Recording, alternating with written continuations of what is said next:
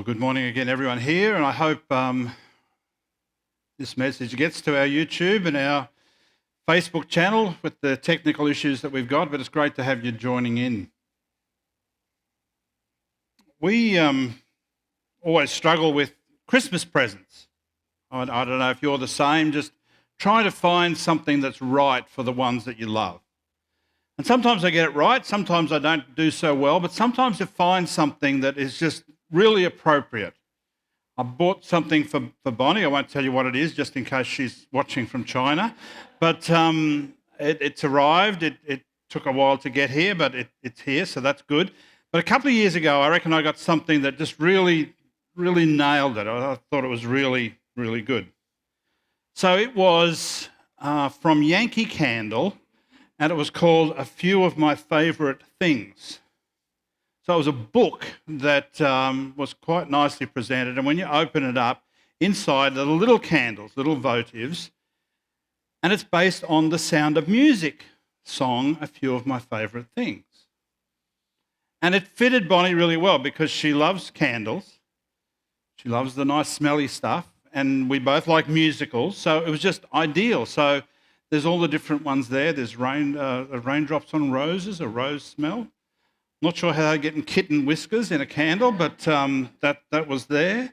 There's a crisp apple strudel, a candle that smells like strudel, and all those things. So I just reckon I got that right because it was something that was appropriate for her. It was just ideal. And it's great when you get a present that is just very appropriate and just fits that situation. Our Christmas series at Westside is the gifts of Christmas. Today I want to look at the gifts that the wise men gave and look at how appropriate they were, how it fit the situation, even though on face value it didn't seem to make sense of what they would give. So we're going to look at that passage and then look at us. If we're gift givers, if it is more blessed to give than to receive, then what are the gifts we should be giving, particularly to God? So this is from Matthew's account of the wise men, Matthew 2 and from verse 9. After this interview, it was with Herod, King Herod, the wise men went their way. Once again, the star appeared to them, guiding them to Bethlehem. It was ahead of them, and it stopped right over the place where the child was. When they saw the star, they were filled with joy. They entered the house where the child and his mother Mary were, and they fell down and worshipped him. They opened their treasure chests and gave him gifts of gold, frankincense, and myrrh. But when it was time to leave, they went home another way because God had warned them in a dream not to return to Herod. Why would the wise men give gold and frankincense and myrrh? What was the reason behind that? And there's lots of jokes about the different sorts of gifts that they would given and what women would have given if there was three wise women. You know, they would have given practical gifts like more nappies and baby wipes and change of clothes and stuff like that. You know, if the women had been in charge, it would have been a whole lot more practical. But there was something a bit more than just meets the eye. And I'd like to suggest that there's a practical, a spiritual, and symbolic reasons why the wise men gave what they did. Herod had met with the wise men and had found out that they'd been travelling for perhaps 2 years. So when Herod had got wind that they were looking for a king, a new king that was born, Herod started killing all the baby boys from 2 years old and younger. So Mary and Joseph and baby Jesus had to go into Egypt. They were refugees. They had to escape persecution in their own country and be refugees in another country. So gold, first of all, would have been a very practical gift that would have come in very handy in the days and months and years to come as they had to escape this persecution. And they had no means of support, they had no income. So just being able to do that was very practical for them. There was also a spiritual reason. The gifts had a a deeper spiritual connotation. The frankincense and myrrh were often used as gifts to dignitaries. When a foreign dignitary, as they were, sometimes they're called kings, just called wise men, but sometimes when these foreign dignitaries would appear to give a gift, what sort of gift do you give? A gift fit for a king, and gold was that, but also in myrrh and frankincense. Frankincense played a part in the worship rituals for Jews. The Egyptians used it for fumigation, but it was also used in the holy place in the temple. And so it was almost seen as, whether they fully understood what they were doing when they were giving their gifts. It was understood that these were gifts fit for a king. There was a spiritual reason that these men saw in Jesus. That's why they were there, that there was the divinity of Jesus even as a baby. And as I said, they may seem sort of inappropriate that you would give a baby when you come to visit those things. There's a spiritual reason behind what they gave. But I think there's an important also symbolic reason about what particularly myrrh and frankincense were about, that, as I said, I wonder if fully they understood what this really would have meant. I looked up myrrh harvesting, and I got this from Wikipedia. When a wound on a tree penetrates through the bark and into the sapwood, the tree secretes a resin. Myrrh gum, like frankincense, is such a resin. Myrrh is harvested by repeatedly wounding the trees to bleed the gum, which is waxy and coagulates quickly. Isn't that a great word, coagulate? So I think there's a wonderful symbolism there about how you get that. It's the wounds. If you have a look at the tree itself, here's a picture of a tree that myrrh comes from, and it's in dry areas, they're gnarly trees. And someone else has pointed out that they look like a crown of thorns that was put on Jesus' head when he was crucified. That's from the tree that myrrh comes from. I wonder if it was just a bit of a prediction, a bit of a prophecy of what Jesus would go through from the tree where you get myrrh.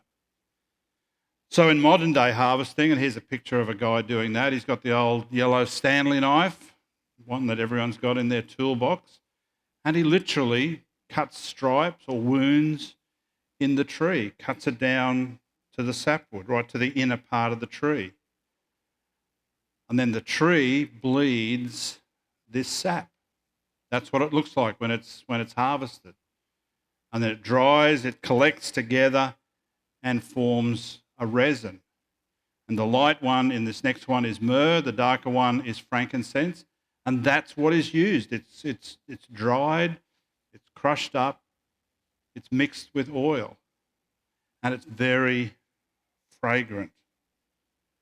So as I said, I'm not a big one on symbolism. I think sometimes people push the idea of symbolism a bit too far. If it is biblical, I think that's fair enough. If the Bible has an explanation of the symbolism, I'm happy to go with that. But sometimes I think we push symbolism a bit too far. But here it seems really clear that there's some sort of symbolic thing going on.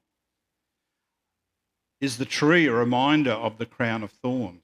Is the way it is harvested with literally cutting wounds or stripes in the tree some sort of prefiguring of what Jesus would go through on the cross?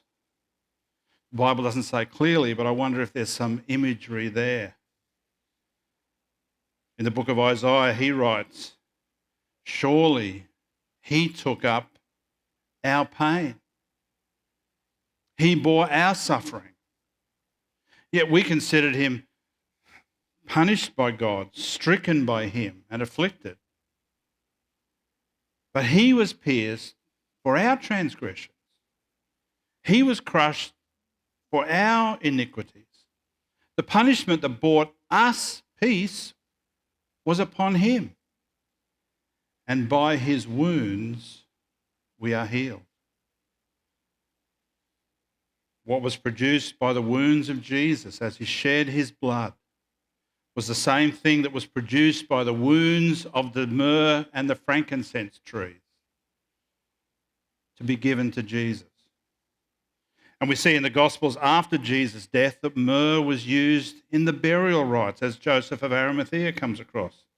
John 19 from verse 38, later Joseph of Arimathea asked Pilate for the body of Jesus. He was accompanied by Nicodemus, the man who had earlier visited Jesus at night. And Nicodemus bought a mixture of myrrh and aloes, about 35 kilograms in all. Taking Jesus' body, the two of them wrapped it with the spices in strips of linen. This was in accordance with the Jewish burial customs. So if you dig a bit deeper in the meaning, the background of gold and frankincense and myrrh, maybe there's a little bit more to it than we think. Maybe even we see in the birth of Jesus something foreshadowing the death of Jesus. We see how appropriate those gifts were for those wise men to bring, whether they understood the full significance of it or not. But I wonder if there's a bit more to it than we think just on the surface. So what about us? Some of us are pretty wise. There's wise men and women. There's a few wise guys out there. What do we give? If we're going to give our presents not to people but to God. We have a little saying in our house years ago. The kids used to ask me, what do you want for Christmas? What do you want for your birthday? My answer always is the same. Happy children. Sometimes they say, can we just get socks instead, Can we just continue to fight with each other and just give you socks? No, I want happy children. I want you to get on. And the kids are good, but it's like a family joke now of what you want. Because, I've got a lot of things, still like presents, but, I've got a lot. I don't need a lot of other things. What do we give God? What is God pleased with? When we say to God, what do you want? What can I give you for Christmas? The very first Bible verse that was spoken in Australia in the first fleet coming, they believe, was from the Psalms. How can I give to the Lord? How can I say thanks to the Lord for all his goodness to me? How can we give something as a present to God? That's what the prophet in the Old Testament, Micah, wrestled with, and I love the way it puts it in the Message.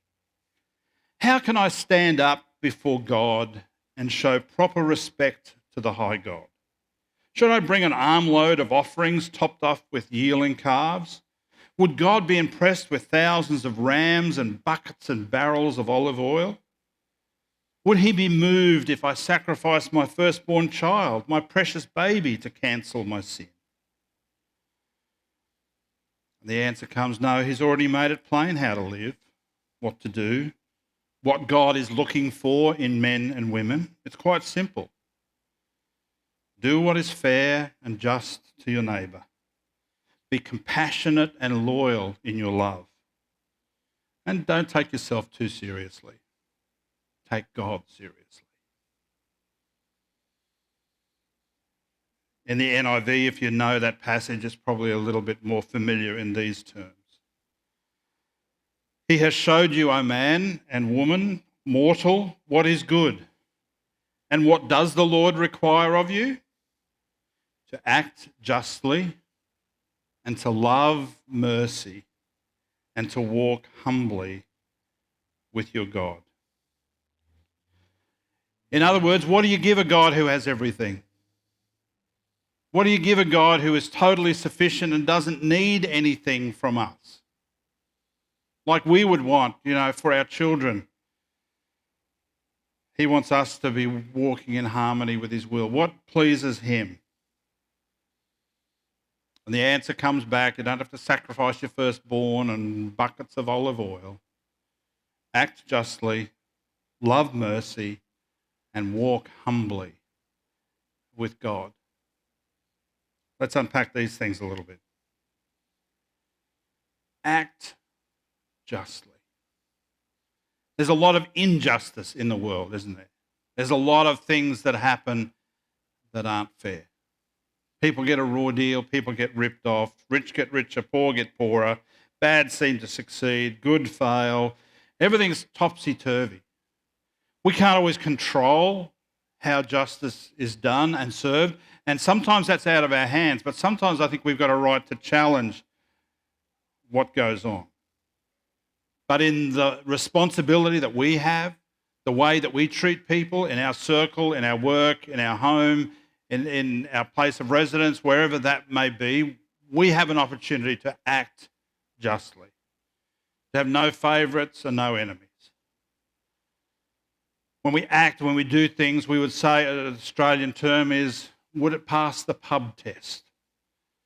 In other words, if you're down at the pub and you're talking with mates, I'm thinking of doing this, does that seem fair? Does that seem right? And everyone would sort of pull their ideas in. Does it pass the pub test? Is it fair? How do we act in such a way that we would do that?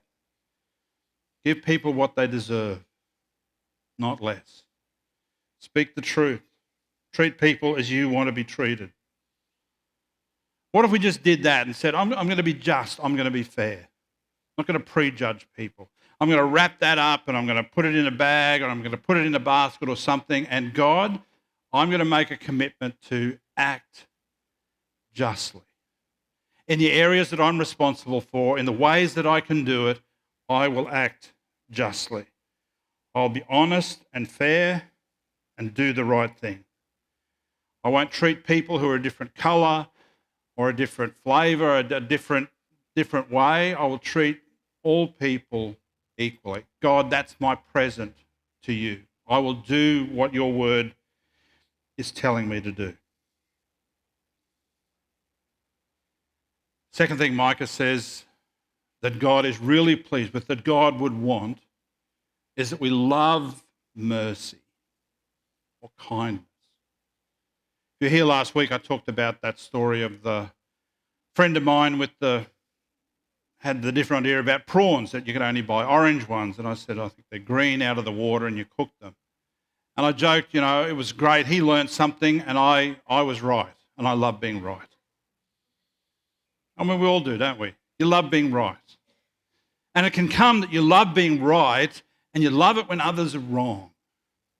And you can tell them and you can show them and you can rub their noses in it because they are. But Micah says, how about we love something else? We love being merciful. I love being kind. I love being able to give people another go. Because loving being right and even loving justice can turn into, I love retribution. I love payback. I love justice. And they're going to get what's coming to them. And Micah says what God would be pleased with, if you can wrap that up as a gift, is to say, I love being kind to people. I'm not just even going to give people what they deserve. I'm not going to give them the bad that they deserve, and I'm going to give them even better than they do deserve. That's being loving. That's being kind. Patience and kindness. We've just gone through that with 1 John and just seen over and over again how John talks about what love is and how God loves us and how we should love God in response to that. We love being able to love even when it's hard. Not to love being right, not to love retribution, but loving the gift of kindness. To wrap it up and say, God, I will love giving people a second chance. I love forgiving people even when they've done wrong. I love being able to show people that I care, even if they don't. I love being able to give people better than they deserve. Because, God, you've given me better than I deserve. That'll be a good gift to give God. And then Micah says to walk humbly with God. To walk humbly with God. To have an humble attitude that says, you know what?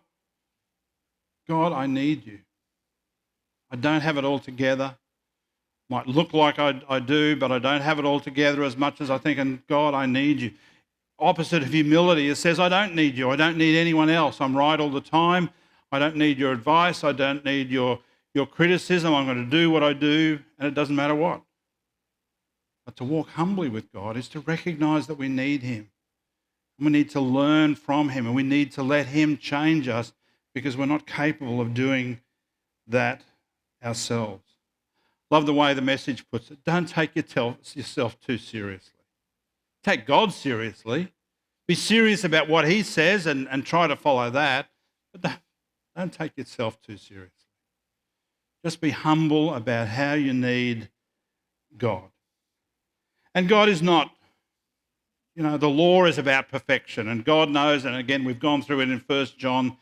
Here's the aim. Here's the goal. I write this to you so you won't sin, but I know that you will. So even if you do, we have someone who comes. Walking humbly with God is seeing that we won't get it perfect, and God doesn't expect us to. But what he's looking for is people who are honest enough to admit that they're not perfect. That's where the humble part comes in. I'm not so proud of my achievements that I don't recognise I need you in what I'm doing going forward. So what if we were to wrap those things up? To look for something that's appropriate, that fits the situation, as much as my presents are sometimes, and the wise men's was. What if we wrap that up and say to God, I will do my best as you help me. I will seek to act justly and be fair to people in situations. I will love the opportunity to show mercy and kindness to people. And I'll be humble in my relation to other people and my walk with you. And that would be a present that God would really be pleased with. When we were reading about the wise man earlier, it always strikes me that very last verse.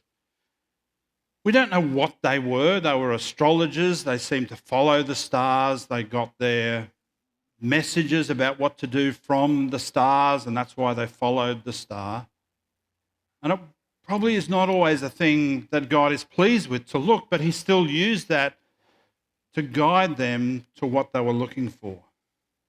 But it says in verse 12, if you look back to there, that having been warned in a dream not to go back to Herod, that they went back to their own country another way. I wonder if it's just, again, in a symbolic way, not just talking about a geographical route, but a spiritual path. Also notice, and we've got even in the outline, the picture that we've got there, the wise men coming to the stable, but it says they came to the house where Mary and Joseph were. So it could have been some time after the birth. But can you imagine the conversation that they would have had with Mary and Joseph? Here they are giving the gifts, and Mary and Joseph filling them in on all that's happened. The angels appearing and Elizabeth getting pregnant as well. Mary was a virgin. All the angel, just all the things. Imagine the stories that the wise men would have got from them. But I wonder if that encounter and seeing Jesus, experiencing moving stars and all the stuff that they got from Mary and Joseph, they didn't just go home a different geographical route, but they went home different spiritually as well. Seeing the fulfillment of what they sought, seeing the fuller understanding of what was happening. Clearly they changed their ways and they wanted to do something pleasing to God. So I hope if we're wise enough that we would do the same. So whatever gifts you're giving to your loved ones this year, I hope you can find the right one and it's really appropriate. But I hope too that you can wrap up these things and give them to God as your gift to him this Christmas. Let's pray. Father, thank you for the significance and the symbolism in what we see in the wise men's gifts. And whether they fully understood that or not, whether they fully comprehended everything that they were doing, there was just that amazing spiritual encounter that they were able to have. And Lord, I just pray that we would, as many of us have already done with giving the gifts, that there'd be a sense also of giving to you in terms of having our lives be in harmony with your will. We would give you the gift this Christmas of being able to act justly, love mercy, and walk humbly with you. We give you these gifts in Jesus' name. Amen.